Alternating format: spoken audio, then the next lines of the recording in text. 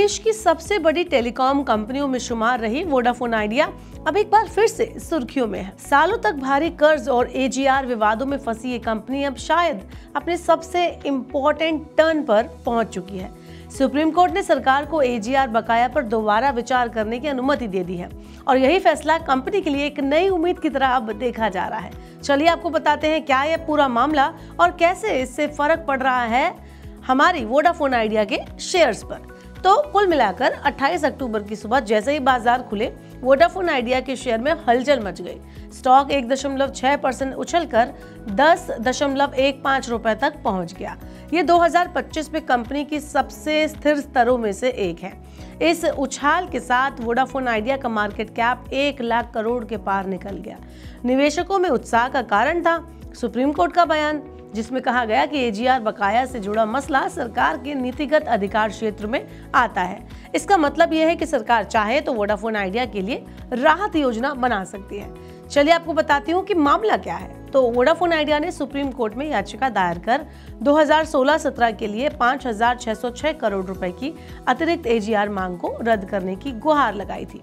AGR यानी adjusted gross revenue, ये वो आय होती है जिसके आधार पर टेलीकॉम कंपनियां सरकार को लाइसेंस फीस और स्पेक्ट्रम यूजर्स चार्ज देती हैं।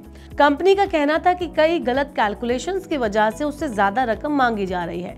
अब कोर्ट ने सरकार को इस पर नीति के स्तर पर समाधान निकालने की छूट दे दी है।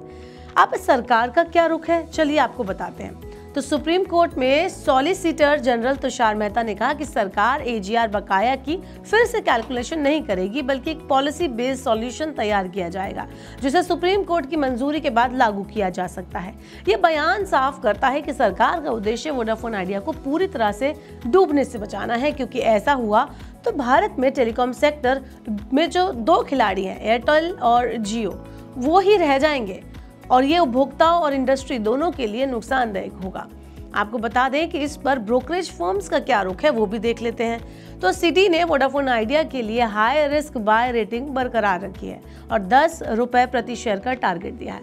वहीं मोतीलाल ओसवाल ने रेटिंग को रिड्यूस से अपग्रेड कर दिया है और न्यूट्रल कर दिया है और टारगेट प्राइस 6.5 रुपए से बढ़ाकर 10 रुपए कर दिया है। वहीं इसके अलावा इंडस टावर, जो कि वोडाफोन आइडिया की नेटवर्क पार्टनर कंपनी है, उसको सिटी ने 460 रुपए टारगेट प्राइस के साथ बाय रेटिंग दी है। ब्रोकरेज का मानना है कि एजीआर राहत से वोडाफोन आइडिया को कर्ज पुनर्गठन, नेटवर्क एक्सपेंड करने और पूंजी जुटाने में मदद मिलेगी। तो आगे बढ़े और बताते हैं कि इन्वेस्टर्स के लिए फ्यूचर एस्पेक्ट्स क्या हैं। तो राहत से कर्ज घटेगा।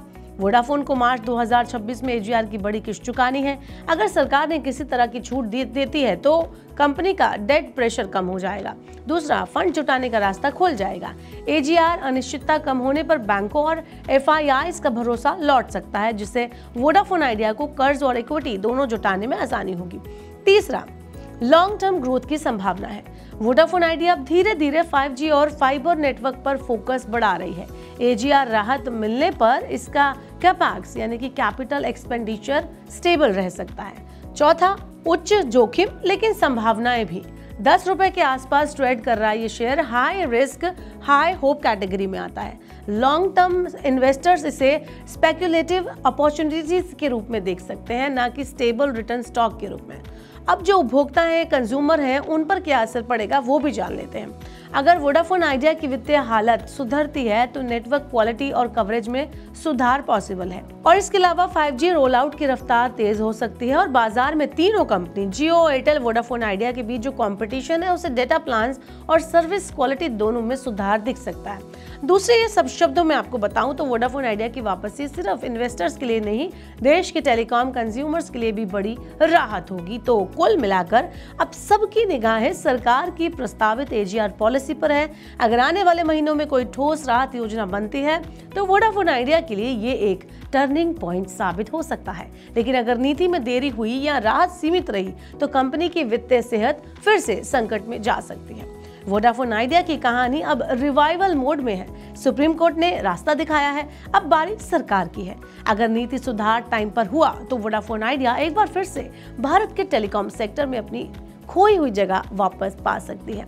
इन्वेस्टर्स के लिए फिलहाल रिस्की लेकिन गेम चेंजर स्टॉक है और उपभोक्ताओं के लिए उम्मीद कि वोडाफोन आइडिया का नेटवर्क फिर से उनकी कॉल और डेटा स्पीड दोनों में जान डाल देगा। वेल, आपका क्या कहना है? क्या वोडाफोन आइडिया को फायदा होगा या नहीं?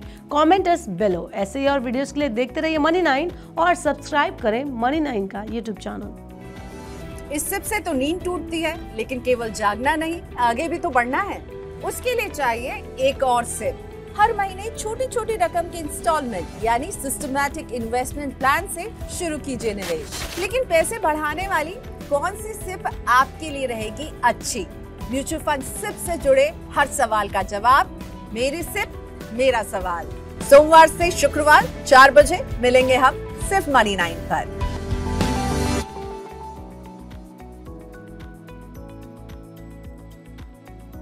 मनी 9 लाया है मेंबरशिप प्रोग्राम मनी 9 प्राइम।